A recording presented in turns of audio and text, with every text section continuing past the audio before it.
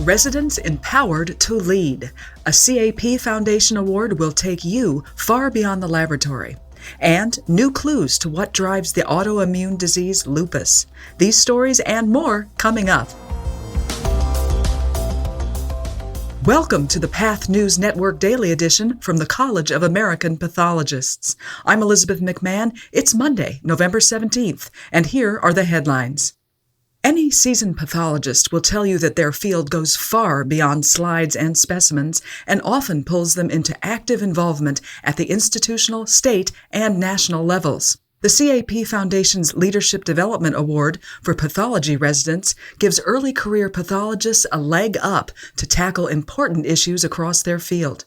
December 2nd is the deadline to apply for the spring awards cycle, which includes up to $1,200 in funding for the CAP Spring Residence Forum in San Antonio and the Pathologist Leadership Summit in Washington, D.C. Dr. Carlos Lopez, a resident at Tulane University, was a 2025 Leadership Awardee and came away energized from his trip to the Hill. Standing on Capitol Hill, speaking about the broken physician reimbursement model, and realized that our voices matter right now. I left DC feeling empowered, connected, and more committed than ever to bring a voice for pathologists, both in the lab or in the Hill.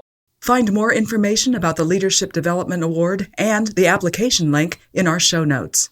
In a world where AI, remote work, and efficiencies are driving the modern workplace, how can pathologists feel connection and creativity in their work?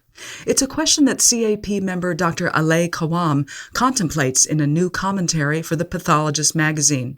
Dr. Kawam, a fellow in genitourinary pathology at Mount Sinai Hospital in New York, writes that many medical professionals are feeling disconnected from each other and their work.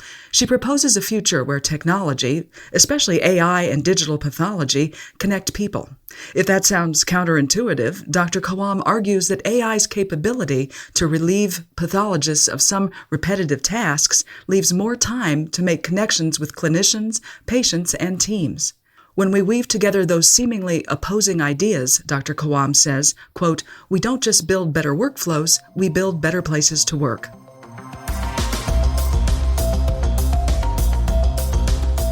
Scientists are a step closer to understanding why the Epstein-Barr virus is connected to the common form of the autoimmune disease lupus. Researchers from Stanford University's Division of Immunology and Rheumatology developed an Epstein-Barr-specific single-cell RNA sequencing platform and used it to demonstrate that infection by the virus reprograms the body's rare B cells that drive autoimmunity. Their findings in the journal Science Translational Medicine provide a clearer mechanistic basis for how Epstein-Barr can activate and impact the body's immune system. The virus has also been targeted as a possible driver of diseases such as multiple sclerosis and long COVID.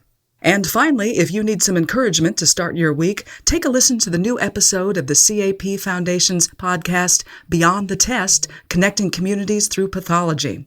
The latest installment explores the importance of early detection and how free cancer screenings through the CAP's See, Test, and Treat program are helping save lives.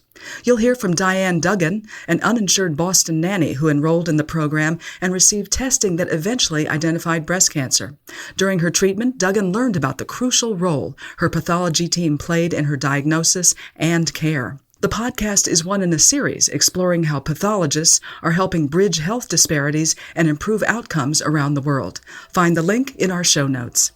That's all for today's Daily Edition. Don't miss our advocacy newsletter on Tuesdays and our weekly edition newsletter on Thursdays. We'll be back tomorrow at 5 a.m. Eastern. You can subscribe to this show on Apple, Spotify, or your favorite podcast app. I'm Elizabeth McMahon. Have a great day.